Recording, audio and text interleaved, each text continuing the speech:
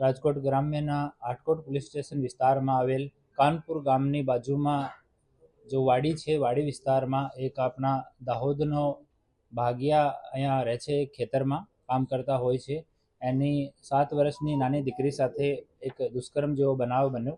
એમાં દીકરીની સારવાર જનાના હોસ્પિટલ રાજકોટ ખાતે ચાલુ છે અને હવે આજની તારીખમાં દીકરી નોર્મલ છે અને ડિસ્ચાર્જ કરાવવાનો પ્રોસિજર ચાલુ છે. અમે સતત મેડિકલ ટીમ સાથે સંકલનમાં છીએ અને આ સૂચના મળતા જ તુરંત માનનીય ડિપ્ટી સીએમ સાહેબ, માનનીય ડીજીપી સાહેબના નિર્દેશ મુજબ અને રાજકોટ રેન્જના આઈજી સાહેબની સૂચના મુજબ અમે લોકો 10 ટીમ બનાવીને અને તુરંત આજુબાજુના જેટલા શકમંદો હતા તમામને ટેકનિકલ સર્વેલન્સ એક જ સાથે શરૂ કર્યો હતો અને એના હિસાબે એક માણસને આઈડેન્ટિફાઈ કરીને અટક કરવામાં આવ્યો. એની પૂછપરછમાં આરોપી કબૂલાત કરી છે અને જો મહિલા ડૉક્ટર્સ છે, મહિલા પોલીસ છે, એની હાજરીમાં આપણી જો ભોગ બનનાર દીકરી છે આ પણ કન્ફર્મ કર્યો ફોટો જોઈને કે આ જ માણસ અમારે સાથે દુષ્કર્મ આચર્યો હતો અને આરોપીને અટક કરવામાં આવ્યો છે હાલ સુધી. અને ભોગ બનનાર દીકરીની ડિટેલ્ડ મેડિકલ ઇન્વેસ્ટિગેશન થયેલ છે. સીન ઓફ ક્રાઇમ ઉપર FSL વિઝિટ કરી છે. સરકારી પંચોની હાજરીમાં પંચનામો થઈ ગયેલ છે અને જો આ સરિયો હતો એના હાથમાં, એનાથી આના દીકરીના પ્રાઇવેટ પાર્ટ ઉપર ઇન્જરી કરી હતી તો સરિયો રિકવર કરવામાં આવ્યો છે અને ઘટના સ્થળથી અમુક અમને ફોરેન્સિકના સારા પુરાવા પણ મળ્યા છે. એને અમે FSLમાં મોકલીશું.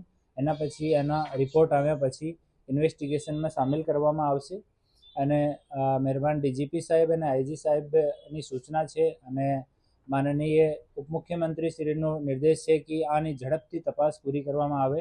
તો અમે લોકો એક ટીમનું ગઠન કર્યું છે.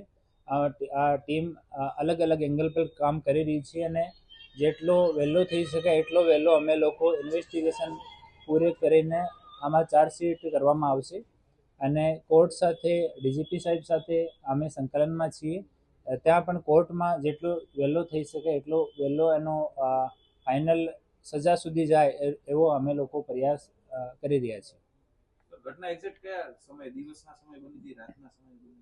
ઘટના બપોરમાં 11 થી 12 વાગ્યાની આજુબાજુમાં બની હતી અને ત્યારે આ દીકરી પોતાના મામાનું ખેતર છે ત્યાં રમતી હતી. મામાના છોકરા છોકરીઓ બીજા પણ હતા. સૌથી મોટી આ જ દીકરી હતી. તો એ બાળકો ત્યાં રમતા હતા અને બાજુની વાડીમાં જ આરોપી હતો. ત્યાંથી આવીને મેક્સિમમ 10 મિનિટનો જો ટાઈમ લીધો આતા જ આ આપણી દીકરીને દુષ્કર્મનો શિકાર બનાવ્યો. આરોપી હતો એ પરિચિત હતો, દીકરીને કઈ લાલચ આપી, ચોકલેટની કેવી? એ પ્રત્યક્ષ પરિચિત ન હતા એકબીજાથી, પણ આરોપીના ખબર હતી કે એ લોકો દાહોદના રહેવાસી છે અને અહીંયા ભાગ્યા તરીકે એ લોકો પણ ખેતરમાં કામ કરે છે અને ચોકલેટની લાલચ આપીને ત્યાં એક પાણીની ટાંકી છે એની પાછળ લઈ ગયેલા આરોપી.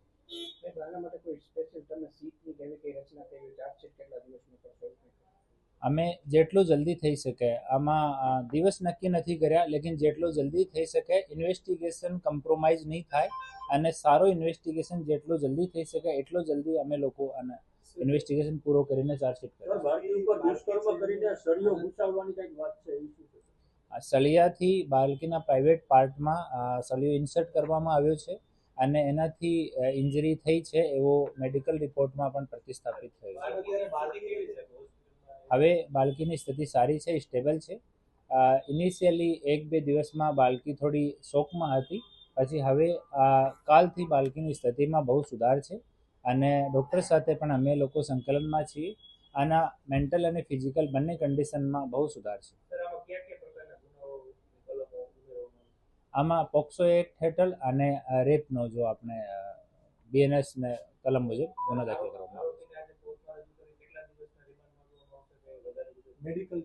અને આરોપીનો મેડિકલ ચેકઅપ આજ કરાવવામાં આવશે અને પછી આજ સાંજમાં ગઈકાલે સાંજે આના આરોપીને પૂછપરછ પછી અટક કરવામાં આવ્યો હતો અને આજ નામદાર કોર્ટ સમક્ષ રજૂ કરીને અમે લોકો 7 દિવસના રિમાન્ડની માંગણી કરવાના છે.